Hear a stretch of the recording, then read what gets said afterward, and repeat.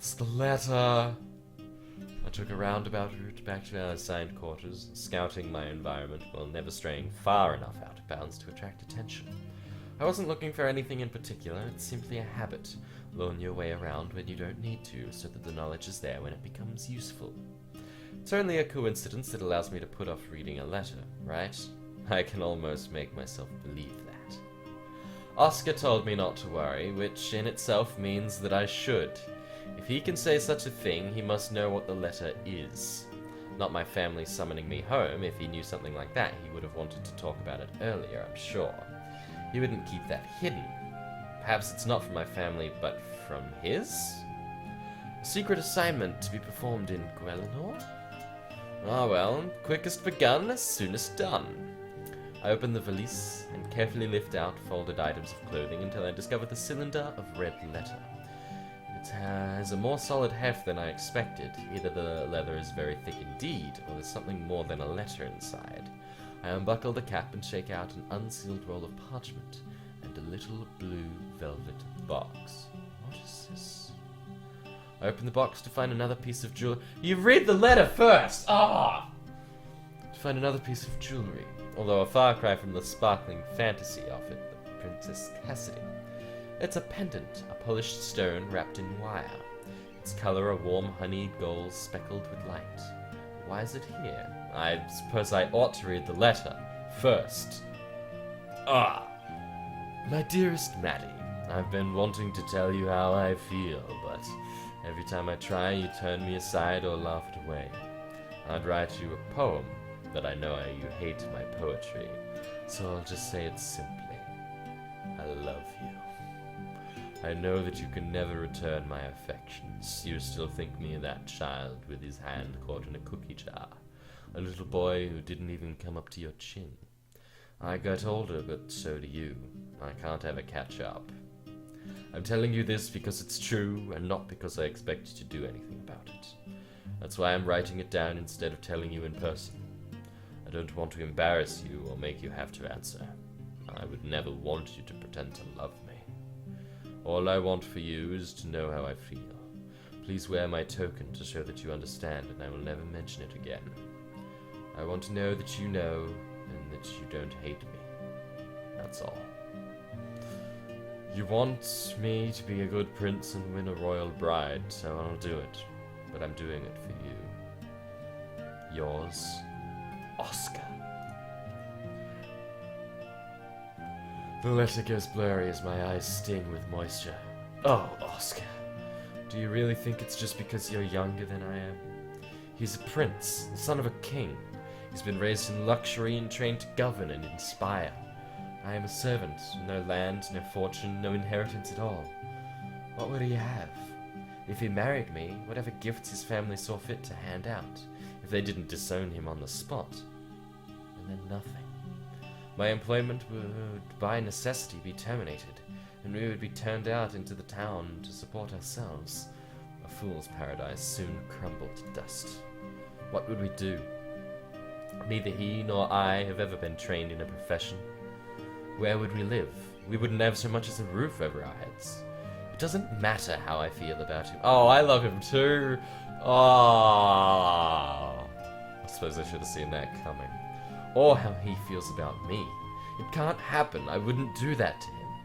He's wrong to think I didn't know. Of course I knew. I mean, it was obvious in every action he performed. All the more reason to keep my own emotions under control. Practically from my cradle, I was trained in self-control. My emotions, my reactions, even my face. Never to flinch, never to cry, never to say what I wanted or to have any wants beyond doing what my parents told me to. I was supposed to sit quietly in the background until I was needed. Eventually, I suppose, I would have lived in my sister's house as a poor relation and unpaid housekeeper. I never had a life of my own. My little rebellion, my misadventure, came as a shock to my parents, who had thought me so obedient. But even out of their care, I am still the daughter they raised. It remains my nature to be cautious, quiet, and restrained, no matter what I feel inside. I'm good at it, sometimes so good I don't even know what my own feelings are anymore. Except with Oscar. He makes me laugh, he teases me, he forces me to tease him back. He lights up when he smiles. And even now, when he's not here, he's almost managing to make me cry. He's been my best friend all these years. I owe him everything. I won't let him ruin his life for me. But if, through some miracle, I were granted an estate of my own...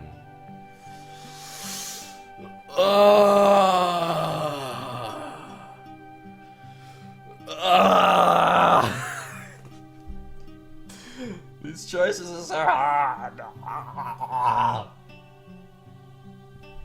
might consider it. And perhaps. Oscar and I have been together so long, I don't know what I would do without him. He's sometimes clumsy and foolish, yes, but with a heart like a star. Always optimistic, always dreaming, always kind. Sometimes I imagine... No! He's a prince. He's allowed to be a dreamer. I can't afford to waste my time thinking about what might have been. I don't want to lose him, but I have no choice. Falling in love will only bring disaster. Whatever my feelings, I must harden my heart against him. At least he's had the sense to avoid the indignity of a scene. He claims this letter ends the matter with no reply necessary. If we never spoke of this again, he can believe whatever comforts him most. That's what matters, after all, his comfort, his future. But if the necklace is a love token, wearing it openly might give him false hope, or raise questions from others. It would not benefit his chances with the princess to have me seen as his paramour. Oh, but he needs you to wear the necklace. No, he understands. I understand, but I need to not wear the necklace to not cause rumor and kerfuffle. Fuck. I'm already emotionally invested. I just want you to know. We're fucking 3 decisions in and I'm struggling to choose what I do with my life. To be fair, I was 1 decision in, struggling to choose what to do with my life. Maybe it's a theme I have. I'm aware it. Fuck the police. The only thing that Oscar asked for was a sign. Not that I knew and accepted his feelings, not that I shared them. How could I deny him that? I fastened the clasp with the chain behind my neck and let the smooth, cold stone settle against my chest. It's just a little trinket after all. No one but Oscar would even notice. Oh god, someone's gonna notice. So then, that's resolved. It is done and I don't need to think about it again. But then, what should I think about? I'm at a loose end. I have no assignments or tasks to perform. Can't even help Oscar in any way until he returns in the evening, and the servant's dinner will not be available for hours yet. With no goal in mind, there's nothing to be gained at the moment by exploring, and thus no balance to risk of being caught somewhere I shouldn't be. In a Sindua, I would have many options available for any windfall of free time, but there are limits to how one should amuse oneself in a foreign palace. Mending, if it were needed. Reading. Cards? I withdrew 2 decks of cards from my belongings and began to arrange them in 10 tableaux of a thieves' fortress. It is a difficult game requiring patience and skill. Extracting kings and wisdoms from a solid castle should never be an easy task. As for the lesser royals, they sometimes extract themselves. Oscar must have dodged all his minders in order to buy that token without raising questions. Well, if I provided the motivation for him to stretch himself a bit, that's all to the good. A prince should learn to plan ahead and to take bold action. His parents might not be pleased by his reasons, but better a misguided attachment than some foolish plan about joining the jongleurs and apprenticing to an alchemist. 1 card, then another. I have done my job the best that I could. I have straightened his posture, flattered his looks. I kept him active but unharmed. I have eavesdropped and intrigued on his behalf. If I had truly convinced him to give up the poetry, I could consider it a complete success, but on the balance, all is well. No doubt he will make a royal marriage at some point. Only not too soon, I hope. He's so young. I'm not ready to move on.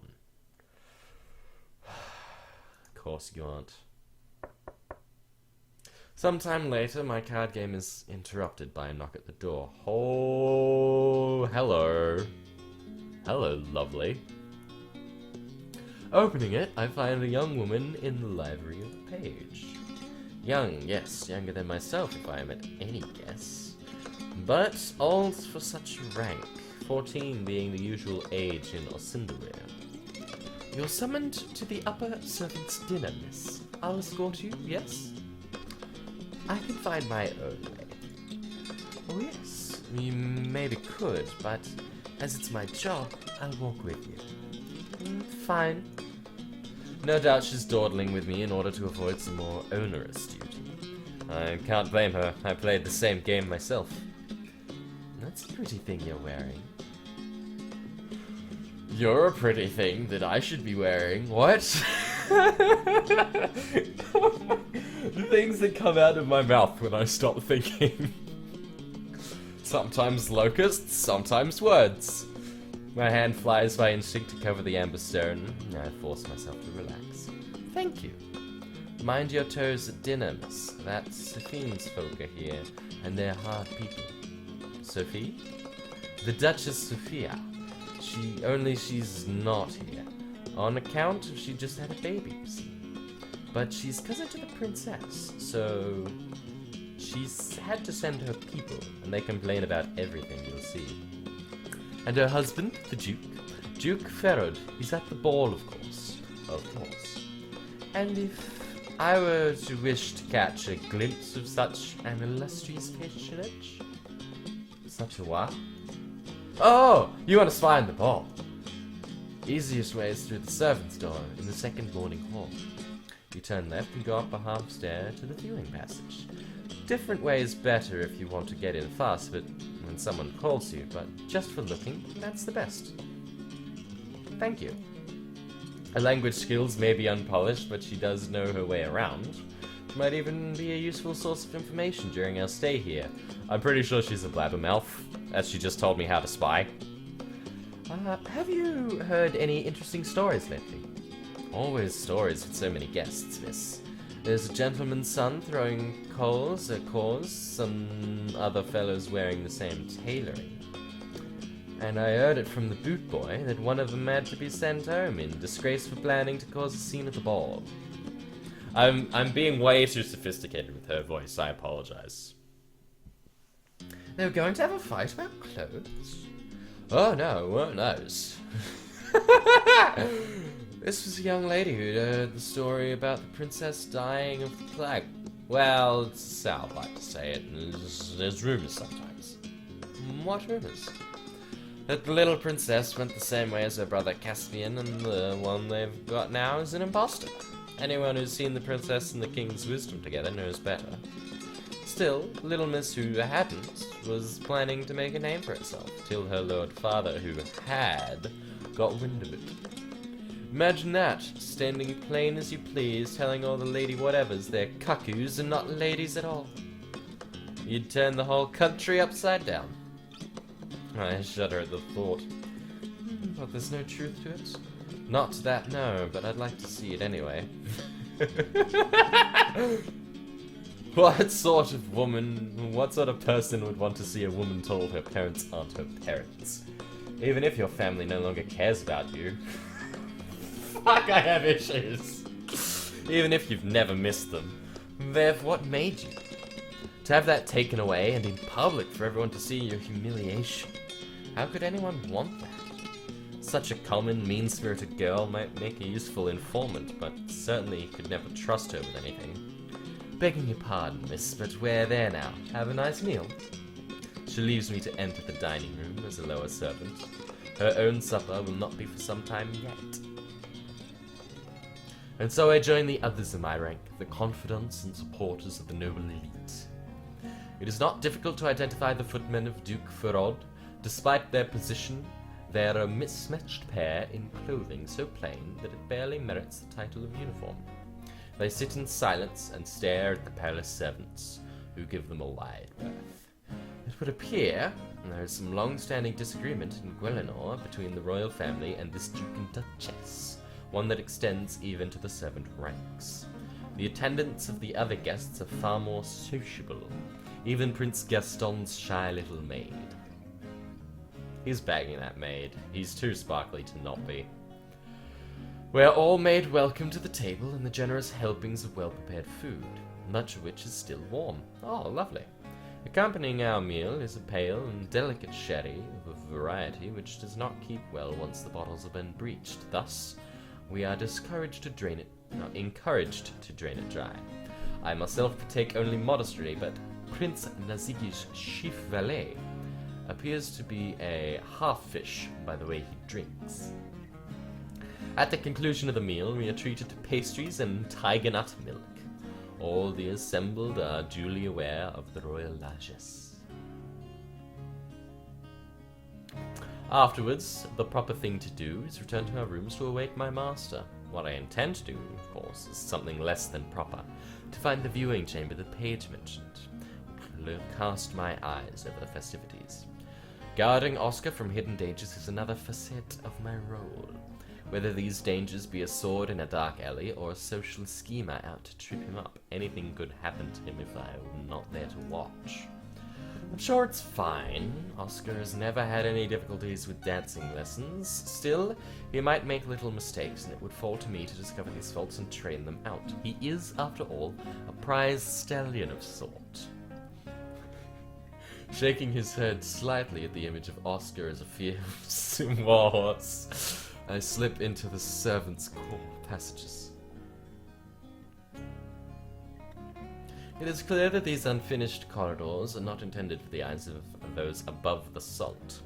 Even in the dim lighting, the exposed surfaces are a rough contrast to the splendor elsewhere. Dark, yes, but not very dusty. Either someone is assigned to clean even these unseen areas, or the location gets far more use than I'd expect. Perhaps there are always dances, or perhaps there are so few that this passage makes the ideal rendezvous for more private pursuits. There, a peephole. The crush of music and laughter is already clear. Moving closer, I can see wigs and ball gowns below. Oscar must be out there somewhere, but it may be difficult to may take a few minutes to pick him out. I hear footsteps approaching, and at first think nothing of it. There are a number of servants in this palace after all, but that is not a servant. Captain Edgy McMuscles! No! My lord! You. Who are you?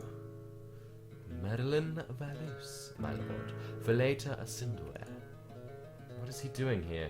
He is a prince. He should be dancing with the nobles assembled below. Could the man be, of all things, lost in his own palace? Do you need something, my lord? Nothing you could provide for me. I'm more into butt stuff with men. Because I'm edgy. The poisonous edge to his dismissal makes me wonder what exactly he thought I was offering. As I have failed to respond, he presses on. Are you on some errand? My time is my own at the moment, my lord. Then why are you here? What on earth is the world coming to when a servant cannot have privacy from her betters, even in the back halls? I mean, really? It is a complete breach of decorum for him to set foot here at all. He shouldn't be challenging me about it. Inarguably rude though his question is, he is a member of the royal family, and I am a guest in his home. I am observing, my lord. Like the little cinder girl watching and dreaming of what she can never have. I beg your pardon? Guest or not, that was just too far. No, desire to be a princess. But then you must be a nobleman's daughter in your own land. Younger daughter? And if misfortune favors the succession, what would fall to you? Better that than a younger son, the one left over when everyone tires of matchmaking. We can't choose how we're born, one would think. Anyway, my lord, you might be a king one day. it's not an option for me. Indeed. I suppose I shouldn't have said that much, but something about the man gets under my skin. So, if not envy and not an errand, what's your game? I'm keeping watch over my prince, as is my responsibility, as I am half ninja, and have trained to keep him safe. At least I was before you began interrogating me for no reason. Hint, hint, nudge, nudge. His answer is a snort, before he leans forward to place his own eye to one of the peepholes overlooking the ballroom. Well, dutiful spy, it seems you have nothing to worry about. There may even be wedding bells in his future. What? I plaster myself to the wall and frantically scan the dancers below.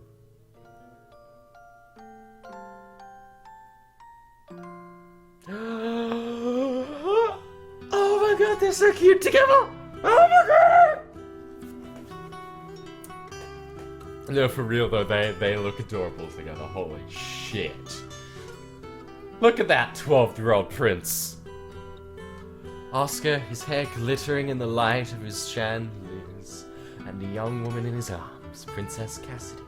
She's smiling at him, and they look happy. Of course they look happy, they're royalty, they've been trained to be dazzlingly polite in all circumstances, but she'll dance with all of her suitors, that's why they're here. It's nothing, it's nothing, it's nothing, it's nothing. She places her hand in his, tilts her head, she laughs, and his eyes answer. They walk together towards the edge of the dance floor, strolling like lovers. I shouldn't have worn the necklace.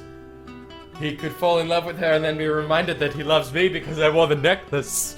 What if I was wrong? No, seriously, you two. You two are the perfect match. Please, please. What if they're the perfect match? If she chooses him, Oscar would not hesitate to do his duty, regardless of any childish infatuations. Even the letter, he knew as he wrote that it meant nothing. He so much as said that confessing gave him closure. It allowed him to put it all behind him, never to be mentioned again. There are no obstacles in his path. If she chooses him here and now, that would be that. He would leave and I would be... Step back from the sight, intending to make my apologies to Prince Callum, but he's nowhere to be seen. He must have left while I was distracted. I shouldn't have come up here. I expected to see Oscar bumbling innocently along like the little boy he was when we met. I wanted to reassure myself that nothing had changed, that I was in control, older and wiser like always. I was not ready to face the idea that he might not need me anymore. Ah, come on, I can just be his ninja assassin. I returned to our rooms, too distracted to choose an adventurous route. How could he do this? Of course he could do this, that's why we came here. But he's only this evening sent me that letter? But who knows when he wrote it before he met her, certainly days, weeks ago. Oh my god, let it go! Let it go! It could have been old news. I had no right to feel betrayed. I told him dozens of times that we are nothing but friends. It's only natural for him to respond to a pleasant young princess who might be interested in him. I must stay calm. In all likelihood, this will come to nothing. The princess is a sheltered young woman enjoying the attentions being paid to her, but she's also an heiress who's been raised to her responsibilities. Perhaps Cassidy and Oscar might come to an understanding in time, but her family would insist that she met others first. Even if they were swept away by some mad passion and declared an engagement on the spot, which would be an incredible scandal, it would take months to organize a formal wedding. Disaster is not imminent. I have to believe that.